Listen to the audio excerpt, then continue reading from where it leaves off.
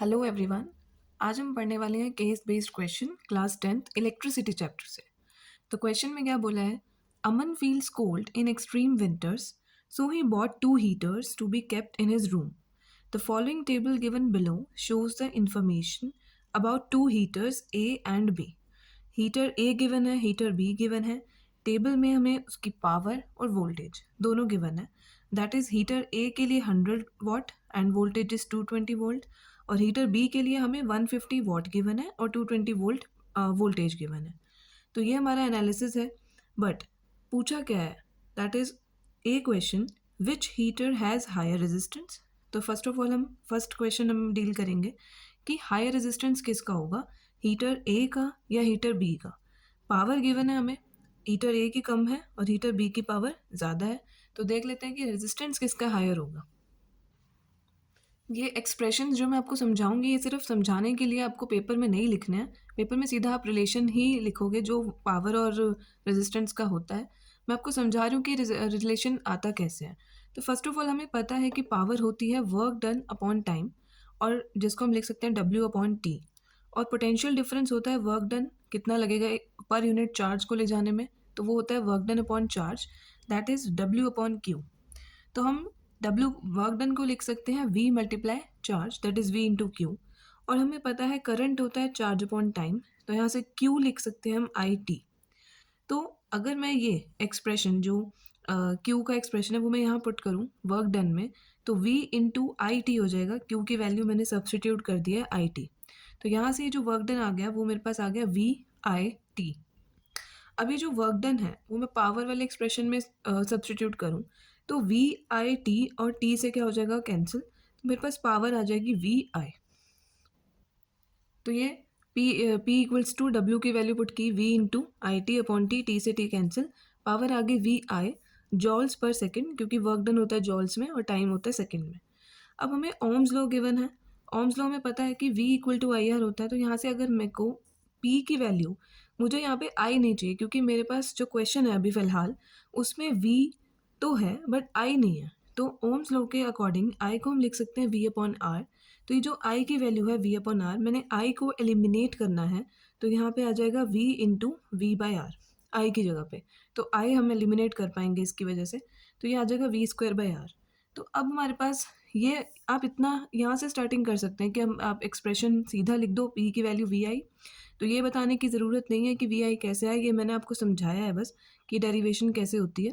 तो आप सीधा यहाँ से स्टार्ट कर सकते हो। फिर ओम्स लॉ के अकॉर्डिंग I की वैल्यू सब्सटीट्यूट करवा के आप उनको बता सकते हो कि P की वैल्यू हमारे पास आती है V स्क्वायर बाई आर, जिससे हम देख पा रहे हैं कि अगर V कांस्टेंट हो, क्योंकि यहाँ पे पोटेंशियल डिफरेंस कांस्टेंट गिवन है दोनों के लिए 220 वोल्ट, तो P जो है वो R के साथ कैसा रिलेशन बना रहा है, इनवर्स। तो P is inversely proportional to 1/R। तो इसका मतलब है कि जो लो पावर डिवाइसेस होंगी उनका रेजिस्टेंस हायर होगा, क्योंकि पावर जो है वो R से इनवर्सली प्रोपोर्शनल होती है। तो heater A has higher resistance, क्योंकि हीटर A की जो पावर थी वो 100 वाट थी और हीटर B की 150 वाट। तो मतलब हीटर A का पावर कम है, इसलिए रेजिस्टेंस इसकी ज़्यादा हो जाएगा। तो बी पार्ट हमारा है, if 1 kilowatt hour is priced at ₹6, which heater will be costlier if they run for 1 hour each. तो इसमें आपको बताया है इसमें कि 1 किलोवाट आवर के लिए जो प्राइसिंग है वो आपको गिवन है ₹6। तो आपको बताना है कि अगर दोनों हीटर्स 1 घंटा चलते हैं तो कौन सा हीटर ज़्यादा कॉस्टलियर होगा, मतलब कौन सा हीटर ज़्यादा एनर्जी कंज्यूम करेगा। तो फर्स्ट ऑफ ऑल हमें ये पता होना चाहिए कि जो भी हम इलेक्ट्रिकल एनर्जी कंज्यूम करते हैं वो किलोवाट आवर्स में होती है, ठीक है, जॉल्स पर सेकंड में नहीं होती है, वो किलोवाट आवर्स में होती है। तो हीटर ए की अगर हम बात करें, हमें पावर गिवन है 100 वाट, तो पहले उसको किलोवाट में बदलना है, 1000 से डिवाइड कर देंगे तो पावर आ जाएगी 0.1 किलोवाट। और टाइम हमें गिवन है कि 1 आवर के लिए दोनों हीटर्स चल रहे हैं। तो एनर्जी, वर्क डन कह लो या एनर्जी कह लो, उसका फॉर्मूला अभी हमने देखा है कि P इंटू टाइम हो जाएगा, क्योंकि पावर होती है वर्क डन अपॉन टाइम, तो वर्क हो जाएगा पावर इंटू टाइम। तो हमारी एनर्जी हो जाएगी पावर की value 0.1 kilowatt into time is 1 hour, तो एनर्जी हो गई 0.1 किलोवाट आवर। अब क्वेश्चन में आपको गिवन है कि 1 किलोवाट आवर के लिए जो इलेक्ट्रिसिटी की कॉस्ट है वो है ₹6। तो अगर आप 1 किलोवाट आवर कंज्यूम करते हो तो आपको ₹6 देना है, बट आप कितना कंज्यूम कर रहे हो 0.1 किलोवाट आवर, तो कितना हो जाएगा ₹6 इंटू 0.1 दैट विल बी ₹0.6। 1 घंटे में आपका जो हीटर है वो ₹0.6 की बिजली खा लेगा। सेकेंड हीटर बी के लिए पावर गिवन है 150 वाट, उसको भी पहले किलोवाट में चेंज कर लेंगे, that will B 0.15 kilowatt. Time फिर से उसके लिए भी 1 आवर गिवन है, तो उसकी एनर्जी हो जाएगी power 0.15 into 1 that will B 0.15 kilowatt hour. उसकी भी कॉस्ट गिवन है ₹6 1 किलोवाट आवर के लिए। आपकी किलोवाट आवर आई है 0.15, तो 6 इंटू 0.15 विल बी 0.9।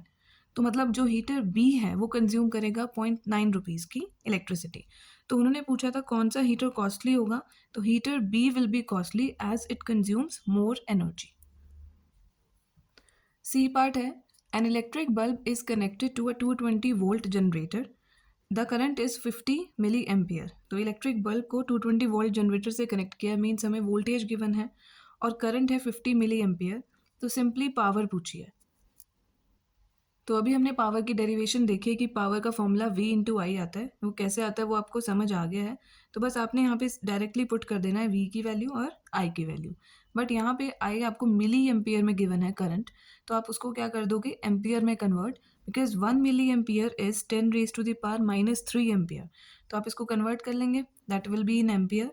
तो पावर V इंटू आई होता है, V हमें गिवन है 220, I हमें गिवन है 50 इंटू 10⁻³ तो पावर आ गई 220 इंटू 50 विल बी 11,000 एंड 10⁻³ ये पावर्स जो +3 है और ये -3 है ये कैंसिल आउट हो जाएंगे, तो पावर बचेगी 11 वॉट। पावर पूछी थी, पावर यहाँ पे सीधा एक्सप्रेशन यूज़ करना है, बट मैंने आपको स्टार्टिंग में वीडियो की स्टार्टिंग में आपको समझाया है कि पावर का एक्सप्रेशन आता कैसे है, बट वो डेरिवेशन यहाँ पे रिक्वायर्ड नहीं है, न्यूमेरिकल में आप सीधा फॉर्मूला यूज़ कर सकते हैं। तो पावर का वैल्यू आ गया 11 वॉट।